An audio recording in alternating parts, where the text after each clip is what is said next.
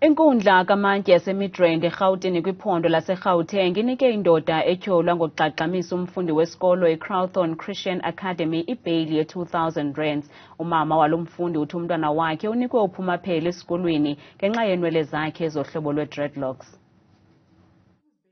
Esi siganeko sokutsalwa ngenwele kwale ntombazanana emnyama ngebala neneminyaka eli-13 ubudala liqabane lenqununu emhlophe yesikolo i-Crowthorne Christian Academy sidale Isankxwe. Umzali wexhoba uthi umntwana wakhe usothukile indlela aphathwe gadalala ngayo sesi sikolo, watsho isithi unexhala lokuba umntwana wakhe uza kuqala esinye isikolo phakathi enyakeni. Uvakalise ukungaxoli kukhutshwa ngebheyili komtyholwa. With everything that happened today in court, whereby he was taken out at the back of the courtroom, shows exactly that this man is being protected.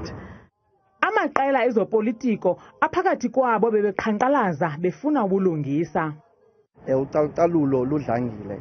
Inwele zethu ngoku caba zizo ngesilweswala zona into yoba singakwazi ukungena endaweni ezithile. So an issue like this is an opportunity for the society to stand up and check where the children are going to school, check the school, check how they are being treated. Our justice system has exposed or demonstrated to us that we're in a country where perpetrators are allowed to go free.